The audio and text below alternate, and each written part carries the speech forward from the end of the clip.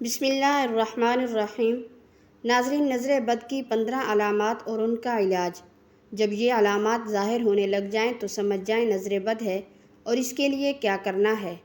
محترم ناظرین، حضرت ابن عباس اور محمد بن کعب فرماتے ہیں کہ حضرت یعقوب علیہ السلام اپنے بیٹوں کو نظر لگنے سے خوف زدہ ہوئے تھے۔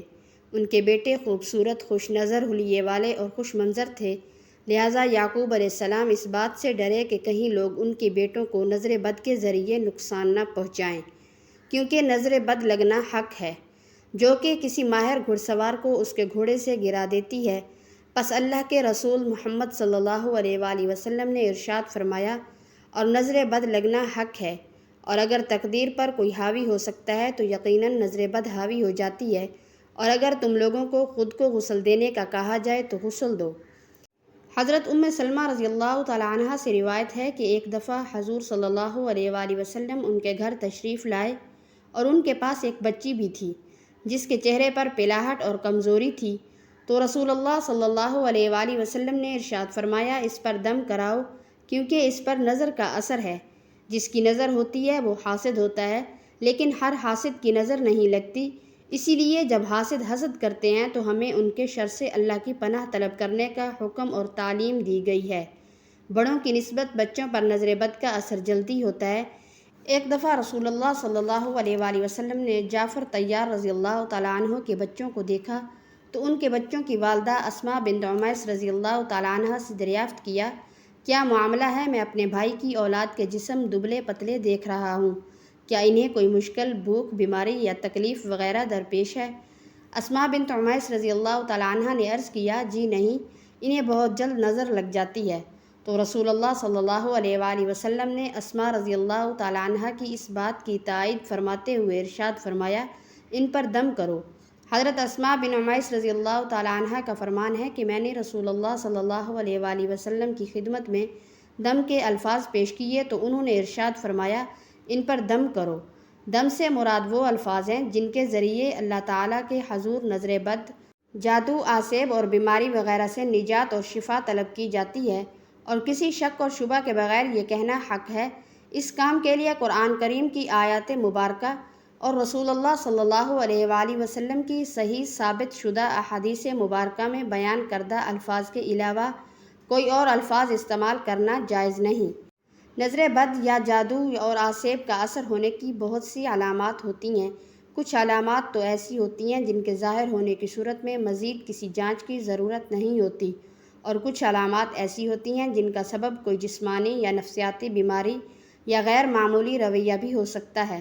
لہٰذا ہمیں اچھی طرح سے یہ سمجھ لینا چاہیے کہ کسی پر جسمانی مشکلات نمودار ہونے کی صورت میں اسے نظر بد کا شکار سمجھ لینے سے پہلے ضروری ہے کہ جسمانی طور پر اس کا طبی معائنہ کروایا جائے اور کسی صحیح مستند نفسیاتی طبیب سے بھی اس کا معائنہ کروایا جائے، اور اگر دونوں اطراف سے اس میں کسی بیماری یا غیر معمولی حالت و کیفیت کا پتہ نہ چل سکے تو پھر نظر بد لگنے یا کسی جادو یا آسیب وغیرہ کا اثر ہونے کے بارے میں سوچنا چاہیے۔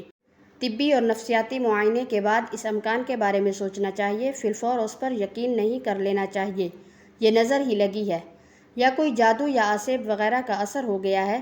جب نظر بد، جادو، آسیب وغیرہ کے اثر انداز ہو چکنے کا ایسے کسی امکان کا معلوم کرنا ہو تو اس کا بہترین اور تجربات سے ثابت شدہ طریقہ یہ ہے کہ جس شخص کے بارے میں ایسا کوئی شک ہو اس شخص پر قرآن کریم کی تلاوت کی جائے۔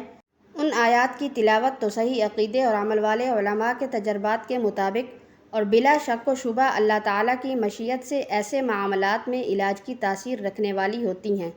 جب ان آیات کو مشکوک شخص یا مریض شخص کے سامنے تلاوت کیا جاتا ہے یا بسا اوقات جب اس کے سامنے قرآن کریم کی تلاوت کی جاتی ہے تو اس پر درج ذیل علامات ظاہر ہوتی ہیں۔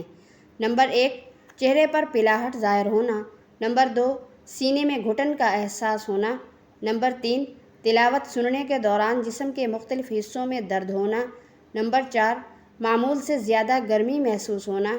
نمبر 5، پسینہ آنا، خاص طور پر کمر پر پسینے کی کمی یا زیادتی سے نظر کی شدت کا اندازہ ہو جاتا ہے۔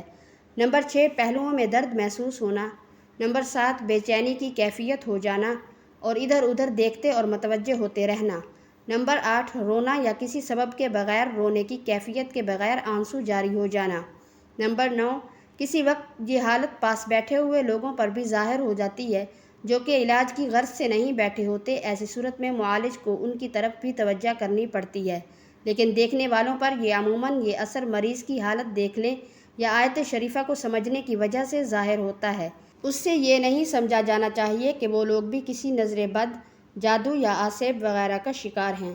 نمبر 10، پہلوؤں کو پھڑکنا اور جسم کے مختلف حصوں کا بلا ارادہ خود بخود حرکت کرنا۔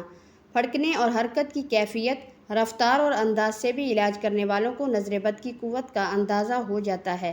نمبر 11، دل ڈوبنے کی کیفیت وارد ہونا۔ نمبر 12، پٹھوں کا اکڑنا، کھنچنا اور درد ہونا۔ نمبر 13، نیند، نیم بے ہوشی، بے حواسی محسوس ہونا اور کوئی بھی کام کرنے کی قدرت نہ پانا۔ نمبر 14، پہلوؤں میں ٹھنڈک کا احساس ہونا۔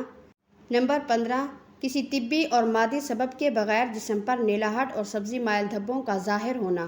محترم ناظرین، نظر بد کا علاج نبوی صلی اللہ علیہ وآلہ وسلم۔ وہ دم جو جبرائیل علیہ السلام نے رسول اللہ صلی اللہ علیہ وآلہ وسلم پر کیا۔ میں اللہ کے نام سے آپ پر دم کرتا ہوں اور اللہ ہی آپ کو شفا دے گا ہر ایک بیماری سے جو آپ میں ہے، اور گرہوں پر، گانٹھوں پر جادو اور ٹونے کر کے پھونکنے والیوں کے شر سے، اور حسد کرنے والے کے شر سے جب وہ حسد کرتا ہے۔ اسے مریض پر 3 دفعہ پڑھا جائے۔ وہ دم جو رسول اللہ صلی اللہ علیہ وآلہ وسلم ہر قسم کے مریضوں پر فرمایا کرتے تھے: تکلیف کو مٹا دے اے لوگوں کے رب، شفا دینا صرف تیرے ہی ہاتھ میں ہے، بیماری، تکلیف وغیرہ کو دور کرنے والا تیرے سوا اور کوئی بھی نہیں۔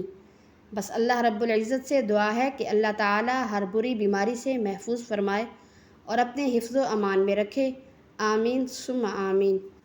ناظرین، اللہ پاک کے 99 ناموں میں سے ایک نام کمنٹ باکس میں ضرور ٹائپ کریں۔ جزاک اللہ۔